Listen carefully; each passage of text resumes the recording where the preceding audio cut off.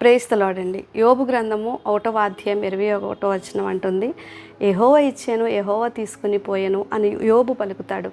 నిజంగా యెహోవా ఇచ్చాను అనే మాట బాగుంది. దేవుని వల్ల తను అన్నీ పొందుకున్నాడు. కానీ యెహోవా తీసుకొని పోయాను అంటున్నారు. కానీ అక్కడ యోబు ఆస్తి అంతా కూడా షబాయిలు కల్దీలు వచ్చి పట్టుకొని వెళ్ళిపోయారు. ఉరుము పడింది, పెనుగాలి వీయడం వల్ల ఆస్తి నష్టపోయింది, కుమారులను నష్టపోయాడు, పిల్లలందరూ కూడా కోల్పోయారు. కానీ యోబు యెహోవా తీసుకొని పోయాను అని పలుకుతున్న మాట ఆశ్చర్యంగా అనిపిస్తుంది. అంటే యోబు ఏం అర్థం చేసుకున్నాడంటే తన శ్రమలు రావడం వెనుక దేవుని హస్తం ఉంది, దేవునికి తెలియకుండా నా జీవితంలో ఏమీ జరగట్లేదు అనే విషయాన్ని యోబు గ్రహించగలిగాడు. గమనించండి దేవుని బిడ్డలారా, ఒక విశ్వాసిగా మనము దేవుడు మన జీవితాల్లో తెలియకుండా ఏం జరగదండి.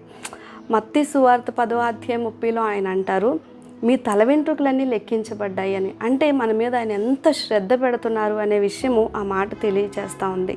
మనము శ్రమలో వెళ్తున్నప్పుడు తండ్రికి తెలిసే ఇవన్నీ నా మీదకి వచ్చాయనే గ్రహింపులోనికి రావాలి. మనం ఈ శ్రమ ఎందుకు వచ్చింది, ఎవరి వల్ల వచ్చింది, ఏం చేస్తే వచ్చింది అని ఆలోచించడం దగ్గరే ఎక్కువ సమయాన్ని వ్యర్థపరుచుకుంటాం. కానీ ఈ శ్రమలో నుంచి బయటికి ఎలా రావాలి అనే ఆలోచన మనలో కరువైపోతూ ఉంటుంది. కానీ యోబుకు వచ్చిన శ్రమలన్నింటిలో నుంచి కూడా యోబు బయటికి రావడానికి, రెట్టింపు ఆశీర్వాదంలోనికి వెళ్ళడానికి కారణం బైబిల్ చెప్తా ఉంది.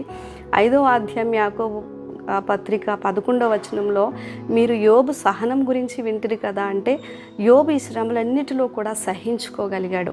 చూడండి, ఏదైనా ఆపరేషన్ అవుతున్నప్పుడు, ట్రీట్మెంట్ అవుతున్నప్పుడు కొంచెం ఓర్చుకోండి, కొద్ది సహించండి, తర్వాత మీకు మేలు జరుగుతుంది అంటారు. అలాగే దేవుడు కూడా మన జీవితాన్ని బాగు చేయడానికి ఒక ఉద్దేశంతో శ్రమలను పంపిస్తాడు.